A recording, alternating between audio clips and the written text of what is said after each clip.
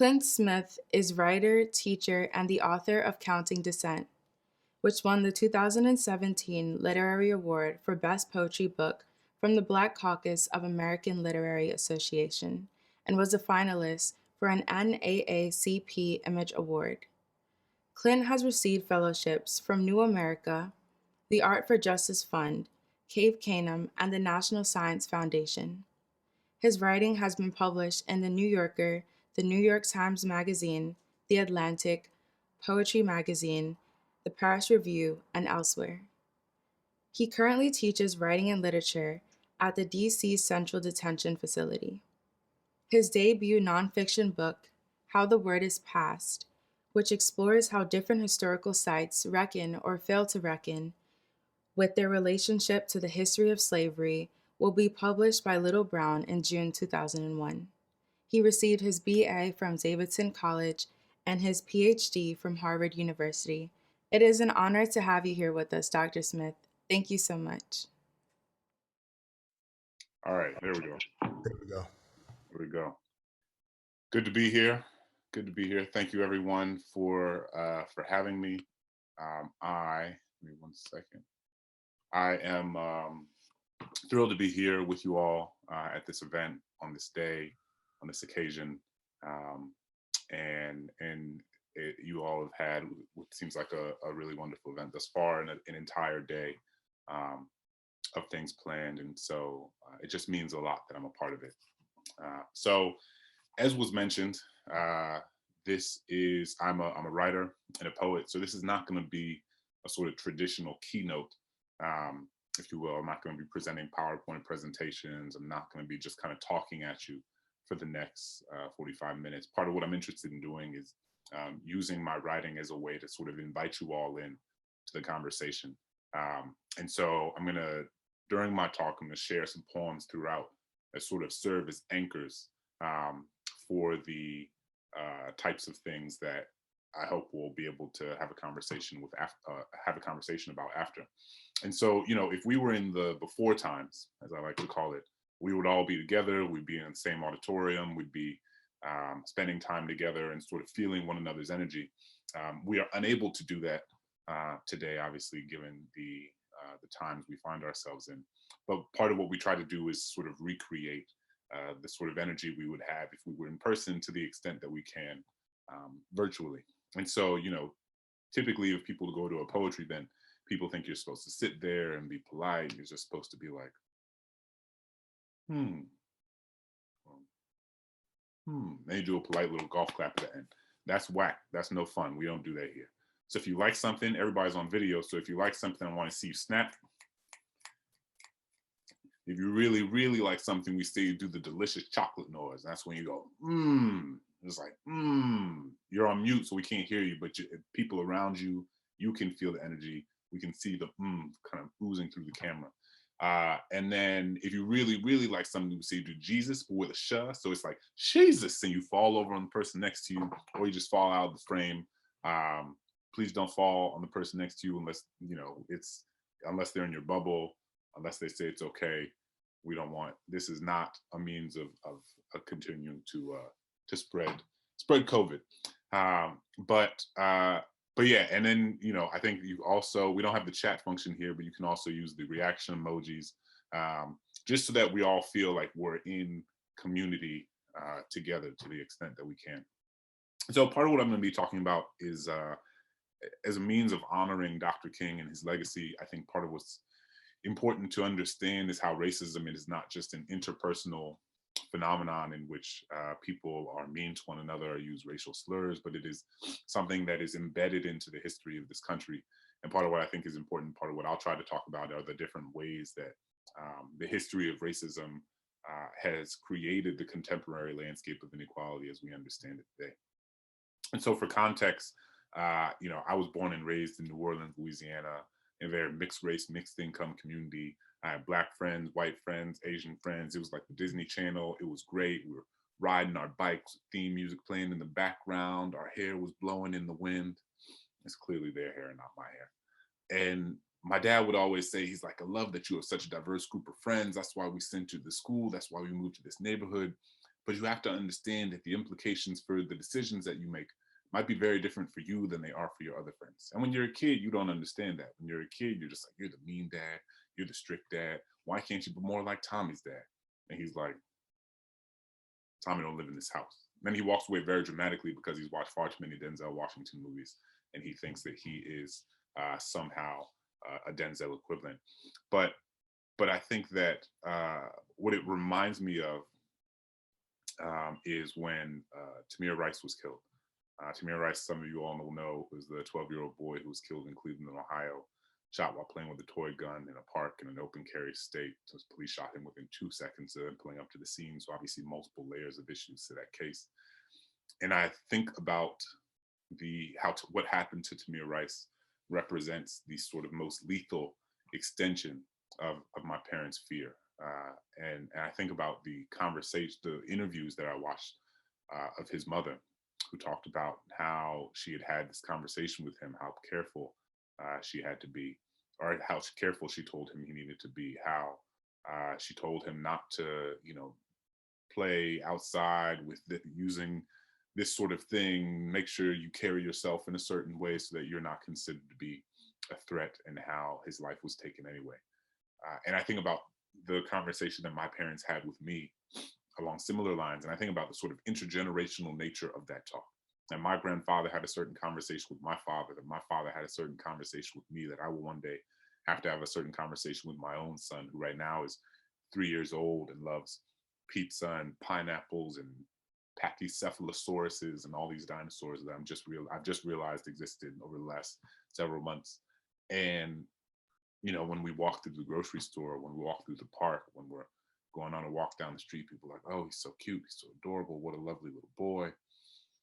And knowing that that will end for him much earlier than it will end for his counterparts, and that all the social science evidence we have talks about the sort of adultification of Black children, and the way that Black children are thought by authorities and by police and by teachers and by so many to be considered older than they are, in a way that allows them, creates the pretense of a threat when one is not there. We can see it in the descriptions of so many young Black men and women who have been killed at the hands of police and vigilante, from people who thought that Tamir Rice, who was 12 years old, was 18 years old, right? From people who thought that 14-year-olds were 20-year-olds, and the way that Black children are made to seem as if they are hulkish or monstrous or more bestial than they actually are. So I spent time thinking about that, and thinking about what it means to have my own son in this world, and to raise him. And I think about a 1963 essay by James Baldwin, and called "To Talk to Teachers." And in it, Baldwin talks about how the responsibility of the Black teacher, or the responsibility really of any teacher of Black children, anyone who is spending time with Black youth, is that this world has conveyed to Black children over and over and over again that they are criminal, right? That there's something wrong with them. They are criminal. They are super predators. They are a danger to society. And Baldwin talked about how the responsibility of Black teachers, the responsibility of people who spend time with Black youth, the responsibility of this country, is to help young Black children understand that they in fact are not criminal, but it is the society that has created the conditions that Black children have disproportionately been born into that is in fact the criminal. It is the society that creates the conditions that is criminal, not the child or the person or the community itself. And we're going to get more into that.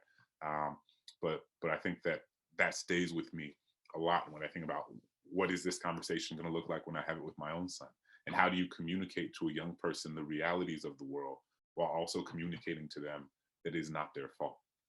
Because I think that can sometimes be the difficult balancing act, is making sure that people know that racism exists and that it is a danger to their bodies, but also not suggesting that they have somehow brought this upon themselves. And I think that is part of what we'll talk about a little bit more as we move on. So I'm going to do a poem, and this poem I wrote after Tamir Rice was killed, and it's thinking about that sort of balancing act, and thinking about the conversation that my father had with me, that I will one day have with my own children, and what that might look like.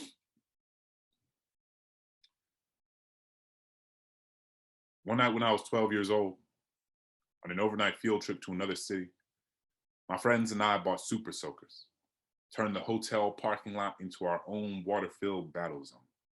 We hid behind cars, running through the darkness that lay between the streetlights, boundless laughter ubiquitous across the pavement.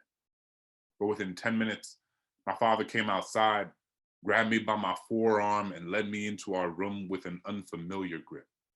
Before I could say anything, tell him how foolish he made me look in front of my friends, he derided me for being so naive, looked me in the eye, fear consuming his face, and said, "Son, I'm sorry, but you can't act the same as your white friends. You can't pretend to shoot guns. You can't run around in the dark. You can't hide behind anything other than your own teeth." I know now how scared he must have been, how easily I could have fallen into the empty of the night, that some man would mistake this water for a good reason to wash all of this away. These are the sorts of messages I was inundated with my entire life. Always keep your hands where they can see them.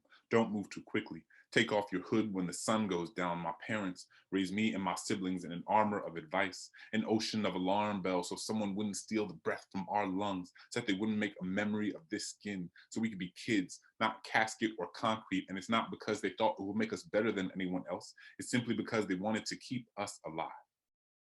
All of my Black friends were raised with the same message. The talk given to us when we became old enough to be mistaken for the nail ready to be hammered to the ground, when people made our melanin synonymous with something to be feared.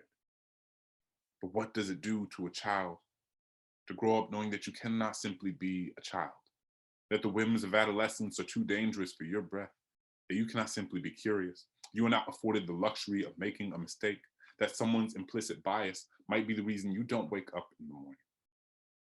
But this cannot be what defines us, because we had parents who raised us to understand that our bodies weren't meant for the backside of a bullet, but for flying kites and jumping rope and laughing until our stomachs burst. We had teachers who taught us how to raise our hands in class and not just to signal surrender, and that the only thing we should give up is the idea that we aren't worthy of this world. So when we say that Black lives matter, it's not because others don't. It's simply because we must affirm that we are worthy of existing without fear, when there are so many things that tell us we are not. I want to live in a world where my son will not be presumed guilty the moment he is born, where a toy in his hand isn't mistaken for anything other than a toy.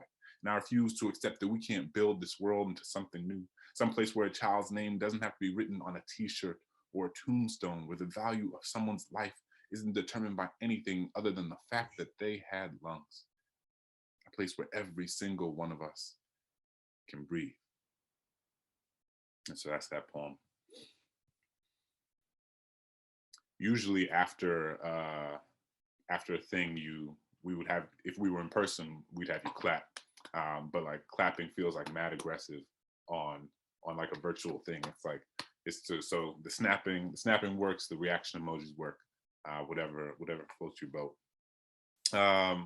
So when we talk about racism, again, it's important not to compartmentalize racism or limit it to the interpersonal, limit it to what we see today, limit it to police violence, limit it to mass incarceration. And those things are obviously contemporary manifestations of that. But it's important to understand the origin point, right? Because part of what happens is that we'll see what happened this summer with George Floyd, or we'll see what happened with Breonna Taylor, or Ahmaud Arbery, years before with Mike Brown, or before that, Trayvon Martin. And we need to have conversations about diversity and inclusion and equity in our schools. We need to have conversations about, we make a task force. We need to make sure that we're thinking about empathy, and all of those things are deeply important. But part of what happens is that we're not often grounding ourselves in an understanding of how we arrived at this moment in the first place. And for me, as a scholar and a writer, and an artist, history is sort of what orients my ability to make sense of what we're seeing now. And so I always give this timeline because I think it's really helpful in sort of grounding ourselves in this conversation. The first enslaved Black people came to the British colonies that would become the United States in 1619. The Emancipation Proclamation was signed in 1863. Civil War ended in 1865. Civil Rights Act and Voting Rights Act were signed in 1964 and 1965, and the Federal Housing Act was signed in 1968. So it's really only been about 50 years in which Black people in this country have even had a semblance of legal and legislative freedom. For 350 years prior to that, it was fundamentally legal to discriminate against, dehumanize, delegitimize, disenfranchise Black people, not in an interpersonal, somebody being mean and using the N-word, but like you are a state-sanctioned second-class citizen if you were to be considered a citizen at all. So if you were to kick somebody for 350 years and then ostensibly stop kicking them for a seventh of the amount of time that you spent kicking them, it would be both morally and intellectually disingenuous to then look at that group of people and be like, what's wrong with you? Why don't you have the same educational outcomes? Why don't you have the same economic outcomes? Why is there so much violence and poverty saturating your communities? When we know the answers to these questions, right? Like we know that in 1860, the Yale historian David Blight writes how in 1860, the 4 million enslaved Black people were worth more than every bank, factory, and railroad combined. The reason the United States exists as a global economic superpower today is intrinsically linked to the fact that Black people worked for, engaged in free labor, were forced into free labor for 250 years in this country, right? We know that this history that we tell ourselves was a long time ago wasn't in fact that long ago at all, right? That my grandfather's grandfather was born into slavery, right? So when my child will sit on my grandfather's lap, I imagine my grandfather sitting on his grandfather's lap. And I'm reminded that though because of slavery is this thing in our history books, and we hear about it in Black History Month, Frederick Douglass, Harriet Tubman, 12 Years a Slave, and we are made to feel as if this happened millennia ago, generations and generations and generations ago, that it was this terrible thing, but that it actually is not relevant to what our world looks like today because we are so far removed from that period of time. But it's important to remember that we are not actually that far removed from it. The National Museum of African American History and Culture, the museum that opened in DC in 2015, I believe, when the Obama family came to the ceremony to open the museum, the person who rang the bell to signal the opening of the museum and stood alongside with the Obamas was a woman whose father had been born into slavery, right? Like, so the last widow of a Civil War veteran just died a few weeks ago, right? So again, like, it is important for us to remember that in the scope of human history, this was just the other day. I always think about this trip I took to England, and we went to England. Going to England, and we were visiting Oxford University. Wanted to see Oxford, this place where, all of these remarkable people study. And so we were walking around. We were getting a tour of Oxford, and the tour guide was showing. He was like, "This philosopher was studied in this building, and this great poet lived in this building, and this great scientist lived in this building," showing us all these places. And he stopped at one building. He looked at the building. He looked at us. He looked at the building. He looked at us. And he was like, "This building was built around 1020." And in my mind, I was like AM or PM, right? Like I couldn't even conceptualize the idea that this building that was still standing, this building that was still functioning, that people were still operating in, had been built a millennium ago. But what it reminds me of is that the United States history is so young relative to the rest of the world, that we have only existed that our existence as a country is simply like a grain of sand in the scope of human civilization and in the scope of the history of this world. And I've been writing this book that comes out in June called How the Word is Passed. And I've been thinking a lot about different historical sites throughout the country and how they reckon with or fail to reckon with their relationship to the history of slavery. And one of the places that I go, which is the first chapter of the book, is Monticello Plantation. And Monticello, I think, is interesting because it is the home, if you're not familiar, of where Thomas Jefferson lived. Thomas Jefferson, our third president of the United States. And so if you're like me, what you learned about Jefferson growing up is that Jefferson was the third president of the United States. He is the intellectual founding father of this country in many ways. He drafted the Declaration of Independence. He helped James Madison write the Constitution. He represents you see him on our I believe, what is it, our $5 bills. He represents the best of our American aspirations. He represents these sort of bedrock upon which the philosophical pillars of the American project would be constructed. And what I didn't learn until many years later when I read a book that he wrote entitled Notes on the State of Virginia, which is his memoir, his manifesto of sorts. And in it, he writes very explicitly that Black people are inherently inferior to white people, both, quote, in endowments of body and mind. He said the slave is incapable of love. The slave is incapable of possessing or sustaining complex emotion. Writing about Phillis Wheatley, who is considered to be the first published Black poet in the history of the United States, he's like, well, Black people don't possess the emotional or intellectual acumen with which to create art, is basically his argument. He said her Wheatley's work is, quote, beneath the dignity of criticism. It's not even worth engaging with because Black people don't possess the emotional capacity for love, and love is necessary to create art. So Black people are thus incapable of creating what we call poetry. And I think about that, and think about how all of that is a version of Jefferson that I was never taught.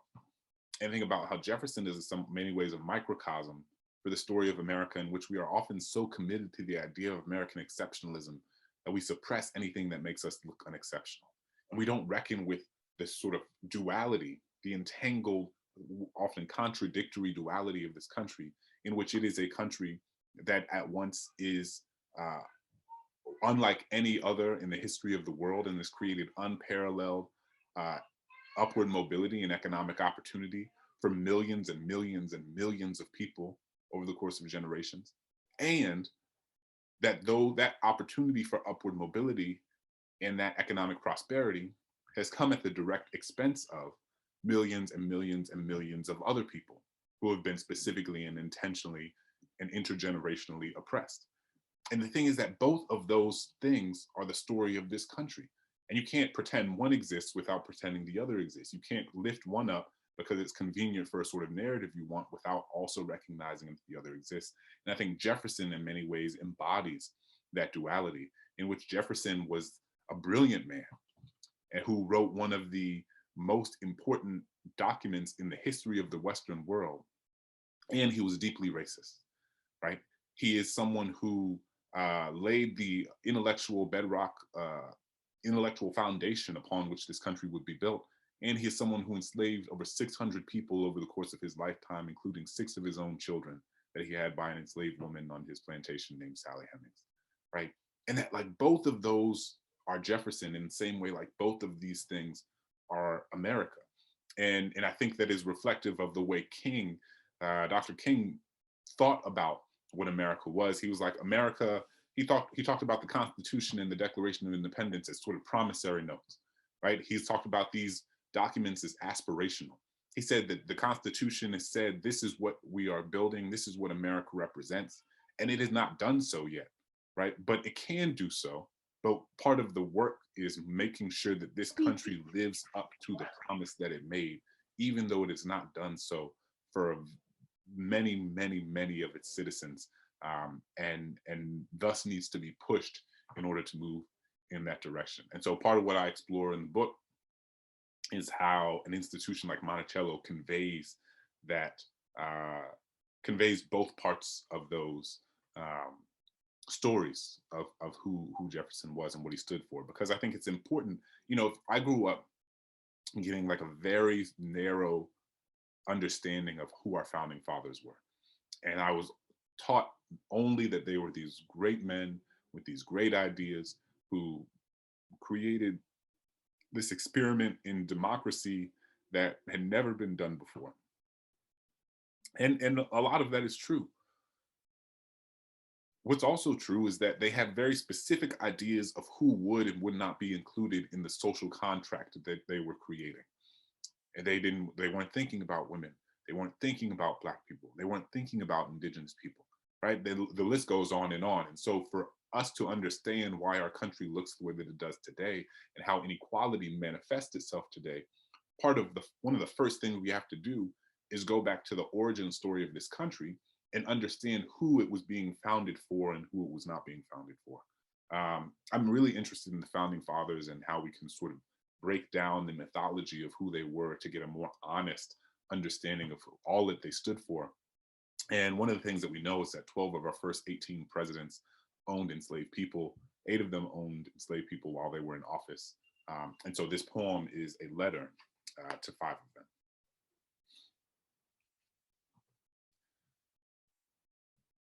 Letter to 5 of the presidents who owned slaves while they were in office. George Washington, when you won the revolution, how many of your soldiers did you send from the battlefield to the cotton field? How many had to trade in their rifles for plows?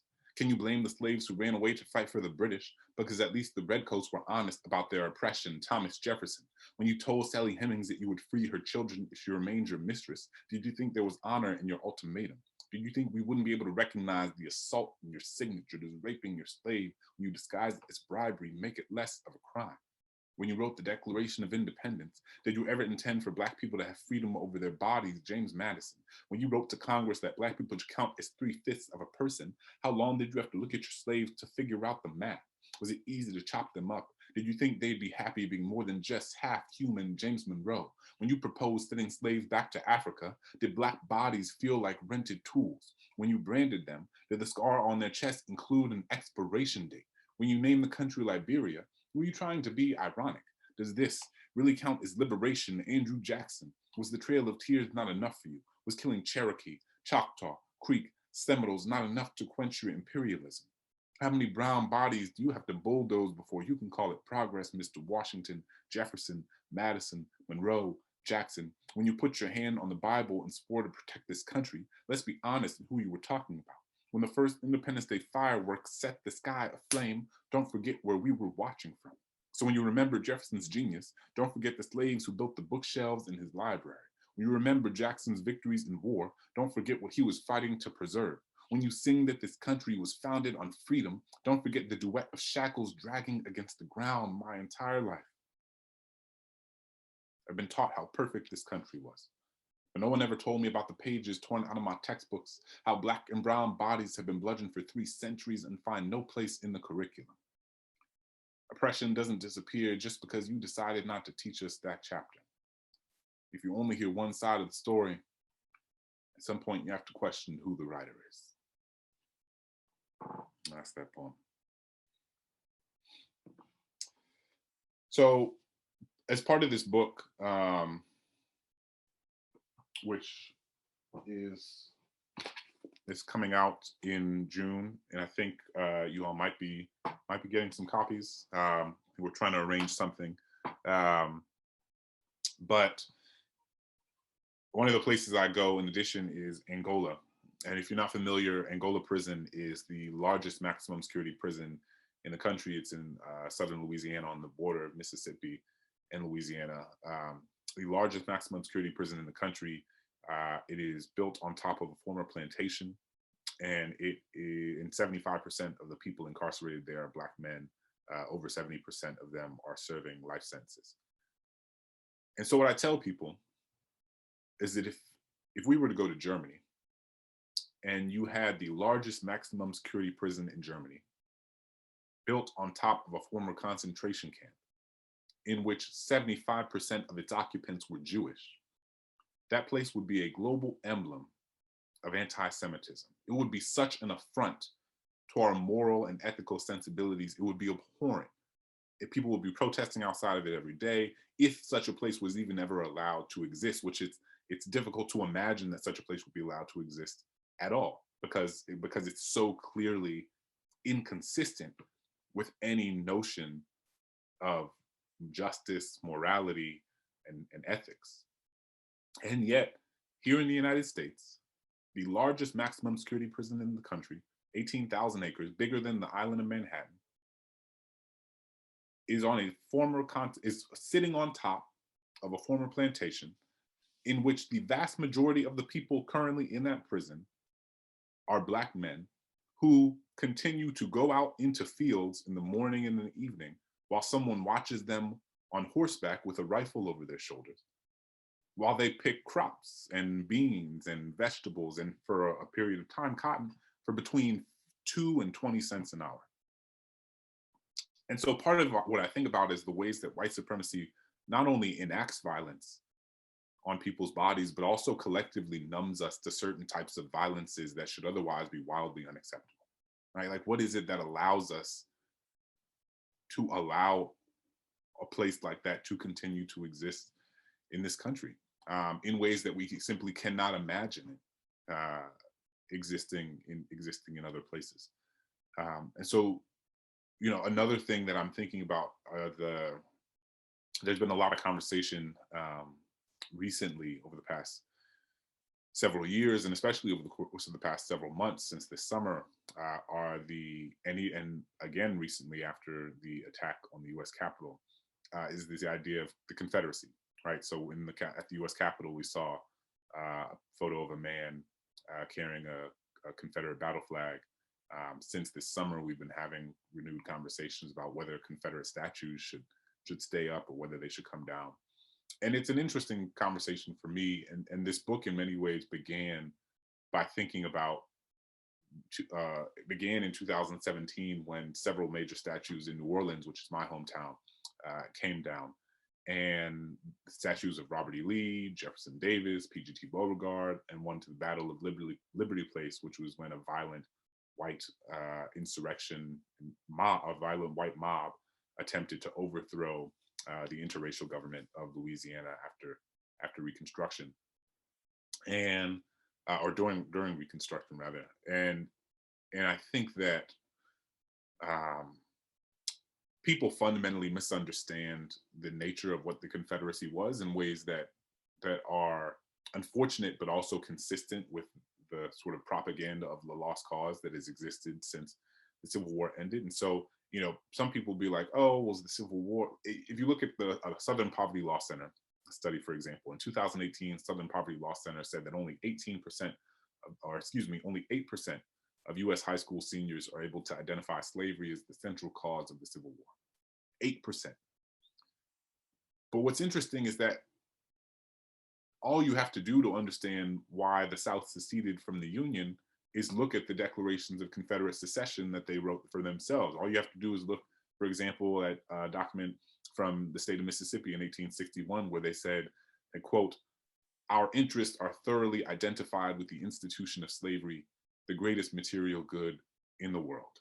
Right? Like they were not unclear about why they were leaving the Union. They left because Abraham Lincoln became president, and they feared that Abraham Lincoln would try to get rid of slavery. And so after the election of 1860, in 1861, they and several other, ultimately 11 Southern states, would secede in order to preserve their right to slavery. And when you have statues to men who were fighting a war predicated specifically on expanding and maintaining the institution of human bondage,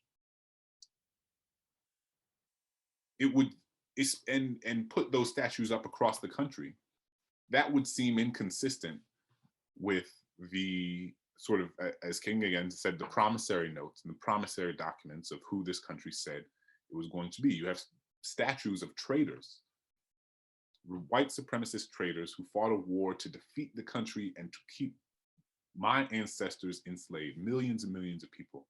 And then we put those statues up on 60-foot pedestals in cities across the country. And so I grew up in a city in which we had a 60-foot statue of Robert E. Lee in a majority Black city. And I started being like, why? How does that happen? How do we have more homages to people who enslaved other people than to the enslaved themselves? Why am I growing up on streets named after Robert E. Lee and Jefferson Davis and looking at these statues of them, and not knowing, and not marking, and not being able to having a city that honors the hundreds of thousands of enslaved people who passed through there? And so this poem was sort of the origin point of that, and ultimately expanded into a larger book project. Just thinking about the Confederacy and what it was, and what it stands for. Growing up, the iconography of the Confederacy was an ever-present fixture of my daily life. Every day on the way to school, I passed a statue of P.G.T. Beauregard riding on horseback, his Confederate uniform slung over his shoulder, and his military cap pulled far down over his eyes. As a child, I did not know who P.G.T. Beauregard was. I did not know he was the man who ordered the first attack that opened the Civil War. I did not know he was one of the architects who designed the Confederate national flag. I did not know he led an army predicated on maintaining the institution of slavery. What I knew is that he looked like so many other statues that ornamented the edges of this city. These copper garlands of a past that saw truth as something that should be buried underground and silenced by the soil. After the war, the sons and daughters of the Confederacy reshaped the contours of treason into something they could name as honorable. They called it the lost cause, and it crept its way into textbooks that attempted to cover up a crime that was still unfolding. They told us that Robert E. Lee was an honest man, guilty of nothing but fighting for the state and the people that he loved, that the Southern flag was about heritage and remembering those slain fighting to preserve their way of life. But see, the thing about the lost cause is that it's only lost if you're not actually looking. The thing about heritage is that it's a word that also means I'm ignoring what we did to you. I was taught the Civil War wasn't about slavery, but I was never taught how the declarations of Confederate secession had the promise of human bondage carved into its stone.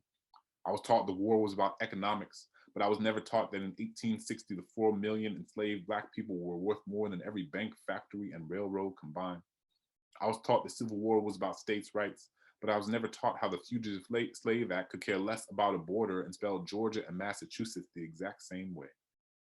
It's easy to look at a flag and call it heritage when you don't see the Black bodies buried behind it. It's easy to look at a statue and call it history when you ignore the laws written in its wake. I come from a city abounding with white men on statues of white men on pedestals and Black children playing beneath them, where we played trumpets and trombones to drown out the Dixie song that still whistled in the wind. In New Orleans, there are over 100 schools, roads, and buildings named for Confederates and slaveholders. Every day, Black children walk into buildings named after people who never wanted them to be there. Every time I return home, I drive on streets named for those who think of me in chains.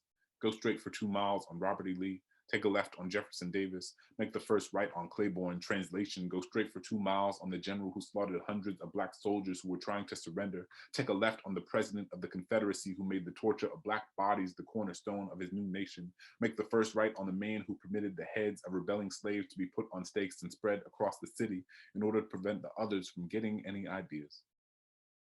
What name is there for this sort of violence? What do you call it when the road you walk on is named for those who imagined you under a noose?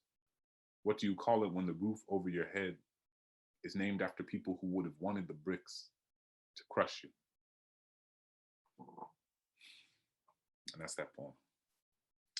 I'll do one more, and then I want to make sure we open it up for Q&A and discussion and questions if folks have it.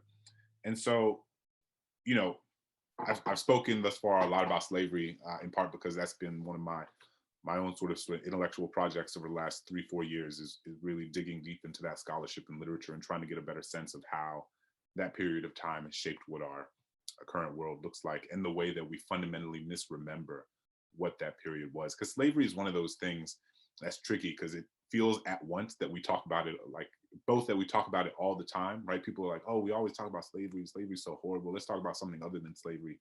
And it also simultaneously exists as this thing that we like don't talk about nearly enough or in the ways that are commensurate with what it actually did to this country and how it shaped that country. And so I think, you know, what is true is that it is important to have a vast body of art and literature and writing and research that outlines the Black experience in this country beyond what slavery was. Because who Black people are in the United States is not solely and specifically anchored to, or is Black people in America exist beyond chattel slavery. And at the same time, in order to understand the conditions of the Black people writ large in this country, we have to engage in a fundamental interrogation and understanding of what slavery was and how it has shaped this country. But we also don't have to go all the way back to the 17th, 18th, and 19th centuries to make sense of why inequality in this country looks the way that it does today.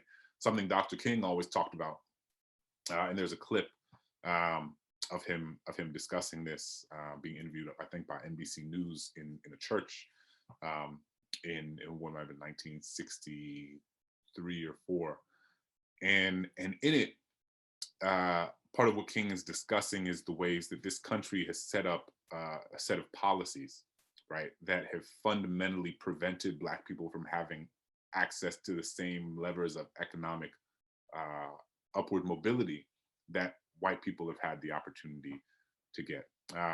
And to take that out of the realm of the abstract, part of what he talks about is this idea of the New Deal.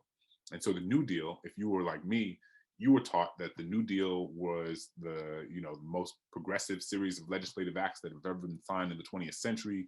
They are responsible for the creation of the contemporary middle class.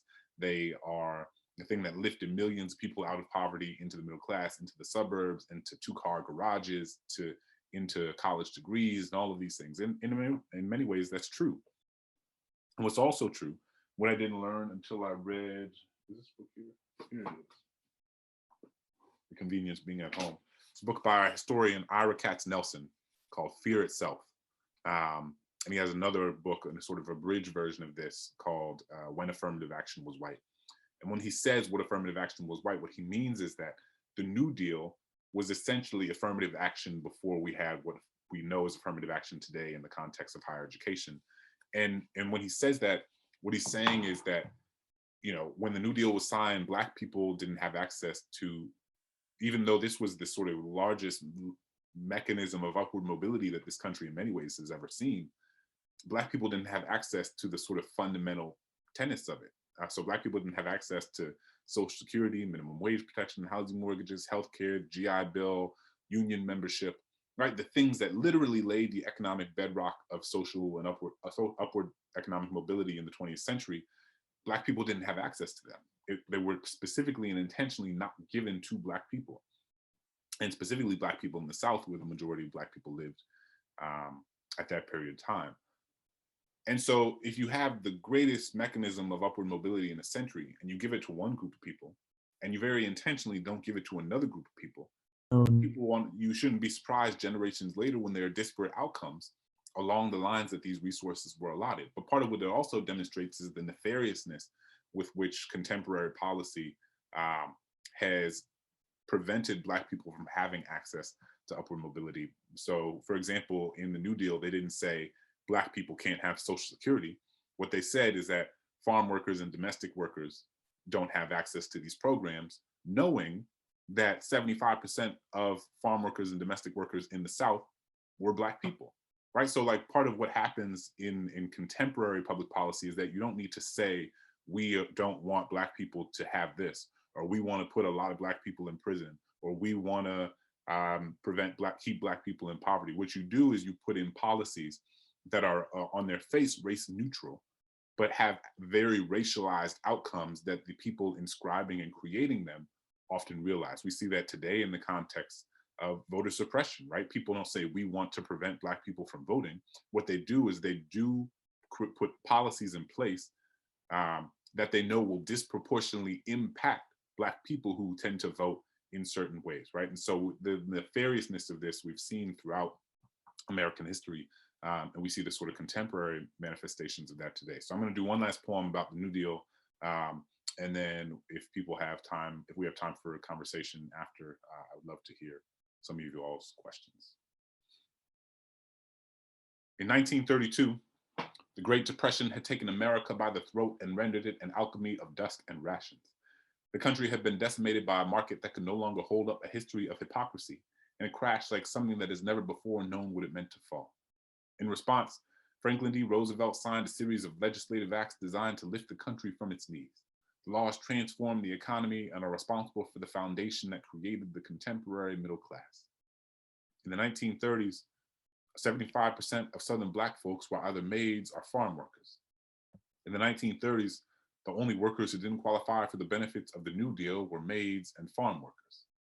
I was told you can only call something a coincidence if it wasn't done on purpose. A coincidence is texting with a friend and then running into them at the grocery store. A coincidence is showing up to the office in the same new shirt as your coworker. A coincidence is walking past a vending machine and finding some quarters in your pocket. Taking away all federal benefits from an entire demographic of people feels like we should call it something different, something a little more honest, something a little more empirically grounded. But see, the thing about racism in America is that if you don't call it racism, people think it isn't there.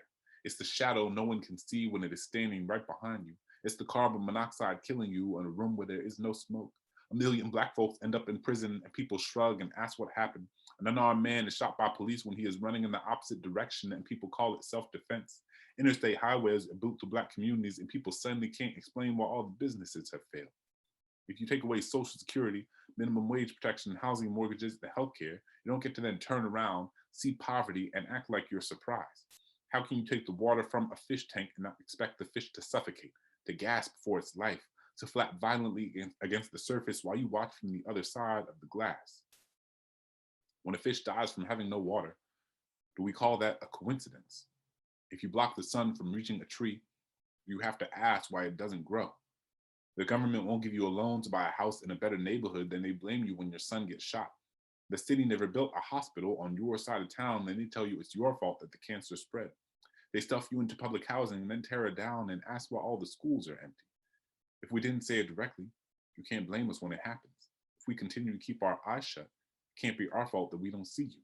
But see, this country is only able to whisper the words American exceptionalism because we're so good at covering our ears while someone else is screaming. All right.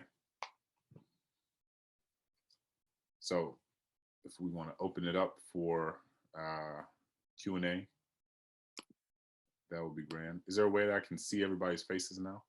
Yeah, we're about to share that screen so you can see all of our faces. But as we're doing that process, I'll open up the Q&A for us, Clint. And my first question for you is simply, were Dr. King alive today, he would be 92 years old. What do you think he would have to say to the nation now? And how do you think it would be received? I imagine it's always hard to sort of, do these things and imagine what these figures would say now. I mean, he was so young when he was killed. I think 37. If he was even that old? I think it's 39, I believe. Yeah, 39. Yeah. So what would King say? I mean, he was moving toward part of what people fundamentally misunderstand and misremember about King. They tend to remember the "I have a dream" speech and I don't, where Black children and white children can hold hands and live in peace and harmony. And he did want those things. But he also was a person who said that it's no good being allowed to sit at a lunch counter if you don't have enough money to buy the hamburger, right? Like he knew the limits he knew about the intersection of racism and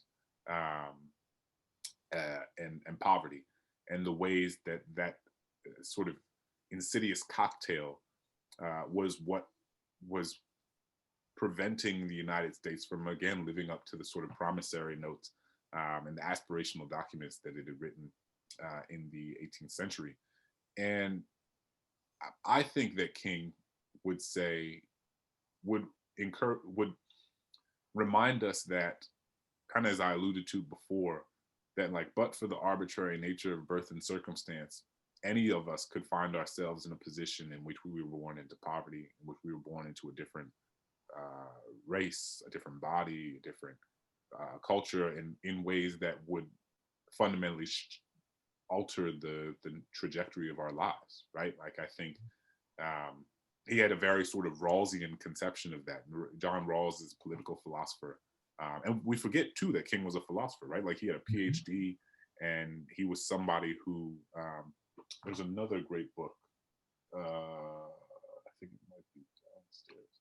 But really reminding people that King was a political philosopher and that he, as much as he was a man of activism, he was a man of ideas. And part of what he did was he studied these political philosophers. One of his biggest influence was a man named John Rawls.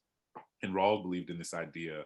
He had this idea of the veil of ignorance, right? And so the veil of ignorance being this notion, kind of what I alluded to before, where if you were to imagine that you are this baby in the sky, and the nature of how you ended up in the world and the circumstances of how you ended up in the world were completely arbitrary, right? You had no control over where you would be born, what period of time you would be born, what family, what neighborhood, what city, any of that.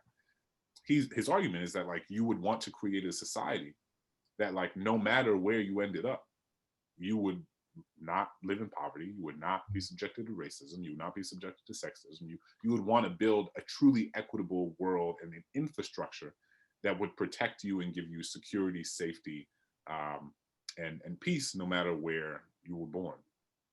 And King believed deeply in that, right? And I think what he would tell us and remind us is that the reason one part of DC looks one way and another part of DC looks another way, the reason one part of New York looks one way and another part of New York looks another way, the reason one part of Detroit looks one way and another part of Detroit looks another way is not because of the people in those communities, but it is because things that have been done to those communities generation after generation after generation, right? And that if you don't account for the history of public policy like the New Deal, if you don't account for the history of redlining, if you don't account for the history of voter suppression, if you don't account for the history of disenfranchisement, if you don't account for the lack of access to health, I mean, the list goes on and on and on.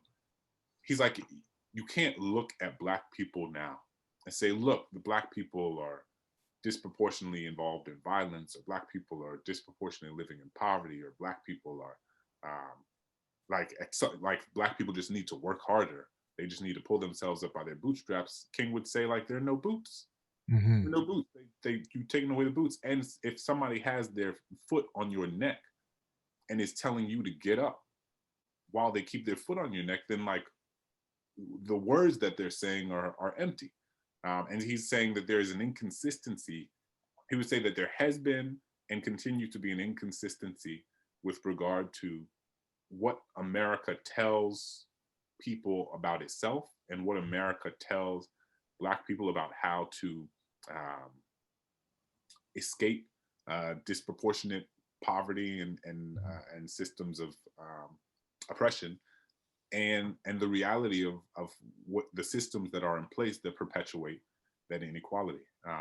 So I think he would want us to be clear-eyed on that. And he also is someone who stood for, he wanted universal basic income.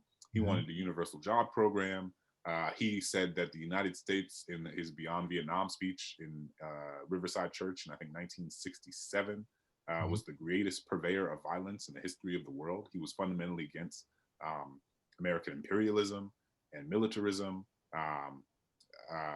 He was a radical person, and they knew it at that time, right? You go back and look at any of the Gallup polls in like 1967, 1968, and he was one of the most unpopular people in the country.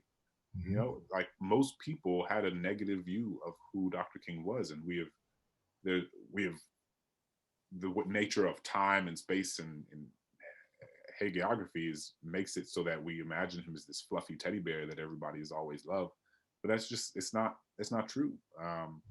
So all that's to say, I think he'd have a lot to say, and I think he'd say the fact that 25% of children are go to sleep hungry or not knowing where their next meal is going to come from is an indictment of our failure, since he passed. Yeah, thank you for that. And I want to invite folks, if you have a question, please feel free to unmute yourself and ask Dr. Smith a question. I have a question, Dr. Smith. Yes. So the lost cause is still very prevalent. A Confederate flag was marched into the Capitol built on the backs of slaves. You said today only 8% of people in the South believe that the Civil War was started because of slavery. How do you propose we change that and change minds, especially in these areas where it's very hard? Yeah, it's important, and it's not even just 8% of people in the South. That was 8% of people across the country, in the entire. And it was done by the Southern Poverty Law Center, which probably was the confusing part. I mean, there is a fundamental. I was a high school English teacher for years before I became a writer and went to graduate school. So my disposition and thinking is always sort of very education centered. It shouldn't have taken me going to graduate school at Harvard getting a PhD to like learn so many of these things that are actually fundamental to being like that I should have learned in 8th grade social studies. You know what I mean? Like, but part of the success of the lost cause is that it almost makes people afraid to, like, I was teaching in a school where people were almost afraid to like have extensive, that if, for example, if you said the Confederacy, the Confederacy fought a war over slavery, that was seen as like a political or ideological position rather than an empirical one, right? Like people thought that you were trying to like indoctrinate children with your sort of ideologic, like your liberal or progressive radical ideology, and saying like the Confederate flag is racist because the Confederacy was founded specifically with the intention of perpetuating human bondage. And so if you said that, there would be people who were like, oh, like, we don't bring politics into the classroom. That's not the space. This isn't the role. And I think that that's deeply part of the success of the Lost Cause is it has made things like that a political statement rather than one based in historical evidence, right? Like that's not an opinion. That's me looking at the primary source documents and saying like, this is what they said. Mississippi said, this is our position is thoroughly identified with the institution of slavery. They said it. It was written down. It's in the archives. Like it's, and so I think there's a failure of our so much, and to be clear, there are many teachers who reject the sort of like false equivalency and reject this false notion of balance. So I don't want to make an overly broad statement, but there are many teachers who were trained in a pedagogy that promotes this sort of false notion of balance and a false notion of like looking at both sides without like indicting one side as being like wrong or untrue. And especially in the context of America, we don't do that to the same extent abroad, right? Like teachers aren't teaching world history and being like, well, the Nazis had a point. No, people don't do that, but in a way that, but in a domestic context, I think educators often have a difficult time naming things that are wrong and that we're wrong specifically as such. And I think that that's one problem. I mean, we see, and it's a problem in our textbooks, in the textbook industry, where, you know, they are like textbooks in Texas, which has, I think, 10% of all the students in the entire country, but the largest by far, like had a huge controversy because they talked about enslaved people as workers, right? They were like, oh, these workers came over from Africa. And it was like, they weren't workers. They were forced onto shit, you know, just, but it's small things like that that are emblematic of a larger inability to like name things as they are. And so, you know, I think part of it is that we need to help teachers and give teachers the space and permission and the training to like name these things specifically in the classroom. Like I shouldn't have to go to graduate school and read a book by Ira Katz Nelson about the New Deal to learn something that I should have learned about I should have learned that when I learned what the New Deal was in 9th grade history. You know what I mean? Like it, but I wasn't taught that. Nobody said like the New Deal was this. I was only taught the New Deal was this great thing, and not that it was this great thing, but only for white people because Black people didn't have access to it, right? And so I think education is a huge thing, and it's part of why, you know, teachers like so many of the teachers you all have are like that. Part of the reason why you're so fortunate is because I think you have teachers who are able to help you critically interrogate the world. You know, the short answer, I keep giving these long answers, but I'm starting giving a short answer. The short answer is young people need to be taught to like critically interrogate history and to critically and to understand the way that history shapes what our world looks like today. Because we don't have enough conversations about like the reason that things look the way they do today is not by accident. It was because of a series of decisions people have made and made very intentionally that have had and that they often knew would have a certain set of outcomes.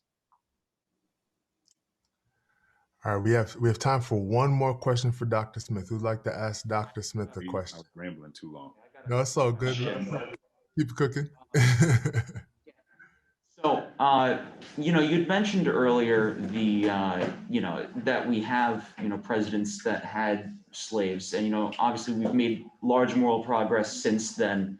And, we look back and we realize, well, that was a morally abhorrent practice. And, we look back on that. And, when I look at that, I'm considering, well, how should we view them from a moral standpoint? Because obviously we have made moral progress and we stand where we are morally now, but obviously they had a different mindset about the situation, and I don't believe that it makes it any better that that was the case. But when looking back at their actions and looking back at the people they are, do you think that we should judge them from the perspective of modern morality, or should we keep in mind the situation which morality was in at the time?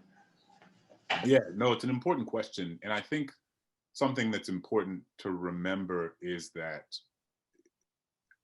there were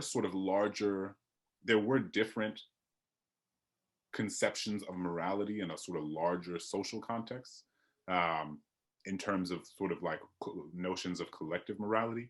But I think it's also important to be clear that, like, when there's the question of morality, embedded within that is like morality for and from whom, right? Because like what's true is that millions of enslaved people knew that slavery was wrong, right? Like, so it wasn't so, and what's interesting is you go read like the letters of Robert E. Lee, and he's like, slavery was this terrible thing, like it was so bad, it was evil, but like it was probably but it was better for Black people than being in Africa, because Africa is this savage, barbarous place, and so like we brought them here and we civilized them, but it's also terrible. And we always knew slavery would end, but it was not up to us, it was up to God. And it was kind of this like weird hedging thing. And so what's true is that a lot of folks did it and they knew it was wrong. Like Jefferson, you go read Notes on the State of Virginia, he's like, this is one of the most abhorrent practices in the history of mankind. And then he went and like had his feet rubbed by enslaved people and looked out into his garden, where enslaved people were doing the work. So I think my point is that I want to sort of complicate the notion of like, oh, well, they had a different notion of morality at that time, and like and their idea of right and wrong was different. Kind of, but also a lot of people who did it knew that it was wrong and just did it anyway. And in some ways that is a very human thing, in the not human in the like as a means of excusing them, but like there are lots of things that we do in our lives that we do them anyway, even though we know they are wrong.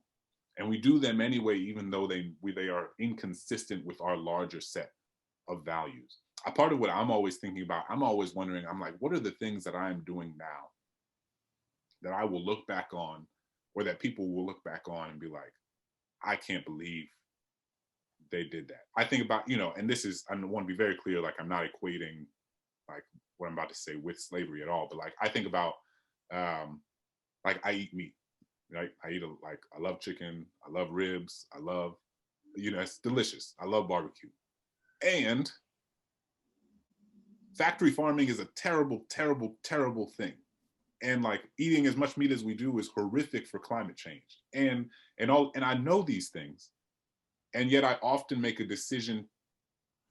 Sometimes my decisions are inconsistent with that larger understanding. And so, like, again, slavery and eating meat are not the same thing. But I think it's important to know that humans across time have always done things that they like know are wrong, but they have continued to do them because it affords, like Jefferson was like, slavery is wrong, but basically like, but who else is going to take care of my property? Or like, who else is going to make my food? Who else is going to, and so, and and Frederick Douglass was like very clear in his sort of, in the way that he discussed it. He was like, this slavery is an evil that people perpetuate because of the convenience that it affords them in their own lives and the economic opportunity that it affords them. And so, I said I was going to be shorter, and now I'm not. But no, you're going. The it's an important question, but and it is one that I think is important to wrestle with. And I think it's just when it's like, should we judge them by our standards of morality that we have now? I think it goes back to like, again, like our standards of morality now collectively may be different, but slavery, it was clear to first and foremost the millions of enslaved people that slavery was wrong across generations, right? So like when we think about like whose morality are we considering, when we think about like was it wrong, did people think of it as wrong or not, I think we have to also situate ourselves in an act of like perspective taking, because if we're taking the position like from the bodies of enslaved people, like they knew it was wrong since they were brought here in 1619, right? But and even if we're taking the position of people, of white people in that moment, I mean, they were like, abolitionists have been fighting against slavery since before, you know, since the moment it arrived on these shores, and so it was clear that there was a recognition of the immorality of the institution, and there was a spectrum of ways of navigating it. Some people were like convinced themselves that they were civilizing Black people as a way to justify it to themselves.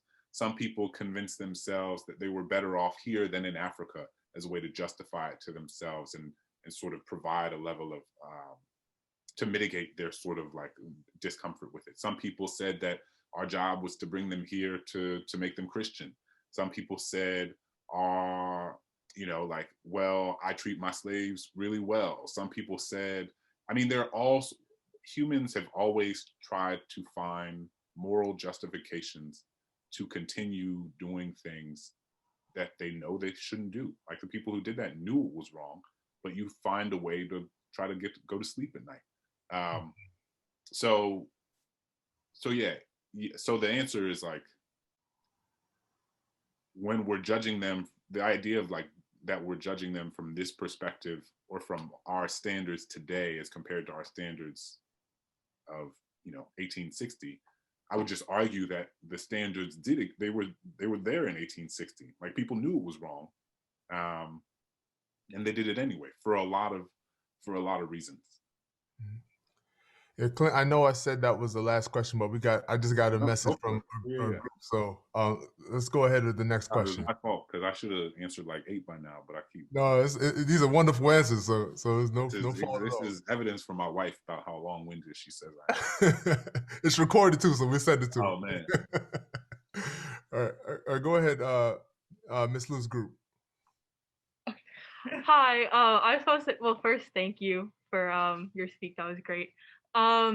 So a lot of what you said was that like racism is really rooted in like the education system and how we are taught history, and also with like a lot of policies not being explicitly racist but having very like racist intentions.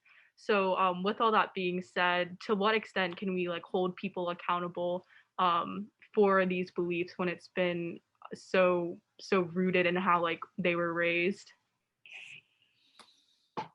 Yeah, it's an important question, and I think that there's like a spectrum of this, right? For me, you know, as someone who reads and writes and studies and thinks about this a lot, I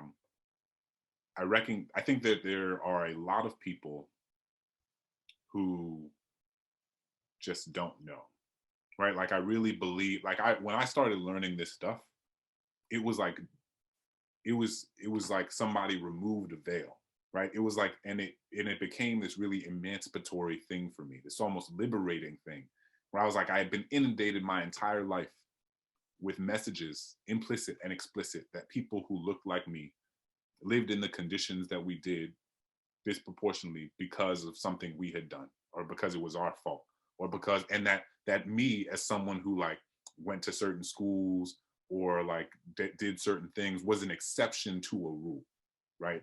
And people would sometimes say it as like like, oh, like Clint, well, like you're doing this, or either say it as a compliment or say it in a way that would most insidiously be used as justification for like the status quo. They're like, well, Clint, like you got into Harvard, or like, Clint, Mr. Burton got into Davidson, and is this really success? Like y'all did it. Why can't everybody else? Knowing that like systems of oppression across history have always relied on enough people escaping the web of oppression to justify the larger existence of that system. So I say that because like when I started learning this stuff, it was really freeing for me. And part of why I do it is because I hope it can be freeing and eye-opening for other people in that way. And so, there are folks, so I talk about the New Deal all the time. And sometimes when I talk about that, people will be like, nobody ever told me that about the New Deal. I had no clue. Like that really changes. And I don't have any control over what people do when they leave one of my talks, or after they finish reading my book, or after they see a video or whatever. Like that's part of being a writer and an artist and a person, is that like you can have as many conversations as you want with someone, but after they leave you, it's not, you don't have control over how they're going to move through the world. And so I hope and think, I know that for me, learning new information has shifted the way that I move through the world and experience the world and understand the world. And I hope that it can do that for other people.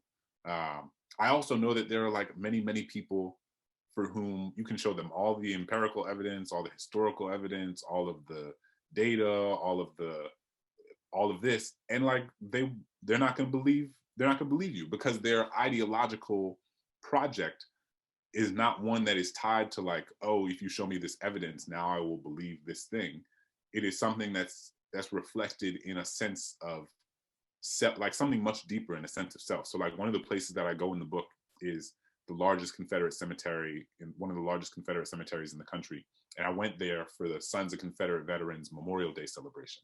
And so this is like a group of people who are like dressed in Confederate garb, like reenact Confederate battles, who like, are carrying the rebel flag. And I was having these conversations with them.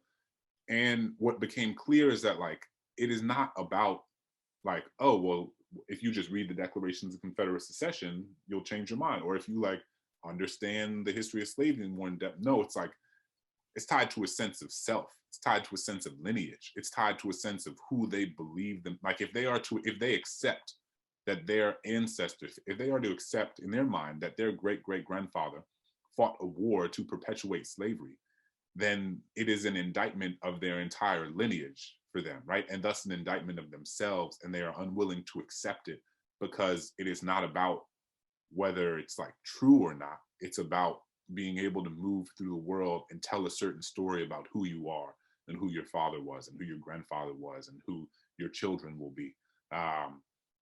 And so yeah, in terms of like accountability, it's, I can't move through my life attempting to like convince people of things they don't want to be convinced of. I'm more than happy to like, and I think this is the majority of people, to help people make sense of things and understand things that they might not have known about before. I mean, I think about that all the time in my own life, right? Like I've had conversations with folks. The first poem I ever heard was by a woman who had cerebral palsy. And in 3 minutes, the way I thought about an entire demographic of people like completely changed. I never thought about disability the same way again, leaving, because I was introduced to a perspective. I was introduced to a set of ideas that I hadn't spent a lot of time thinking about, and that gave me new data to make sense of like what the disabled experience in this country and in the world is like. So yeah, I mean, I don't know if that, I hope that kind of answers your question. I mean, I think that it's, you do the best you can and try to learn as much as you can, more than anything, like for yourself. Because again, like I said at the beginning, it is so freeing and it's so emancipating to know, to be able to identify the ways this country has lied to you, right? And to be able to say like, that is a lie, that is a myth, that is not true. There's a bigger, more complicated story to be told, and I have a better understanding of what that story is. And for me, you know, even if this wasn't part of my job to write and talk about these things, I think just on a personal level, it would be so important because it would give me clarity, and it would give me almost like a sense of peace. Mm-hmm. That's beautifully said. And I just want to, on behalf of the whole Stony Brook School, Clint, 1,000 thank yous for all of the wisdom and knowledge that you shared with us today, and just grateful for your time with us today. It was a pleasure. It was a pleasure. I hope I get to visit you all in person in the after times. Hey, that's the hope. I love that expression of the before times and after times. Yes, That's man, a we're just beautiful trying to way get there. Get there. Absolutely. Absolutely. All right. Well, thank you all. Thank you. Thank you. If y'all could snap. There you go. There I you still go. can't see everybody, but I feel your presence You here. feel the snaps. All right, y'all. All right, take care.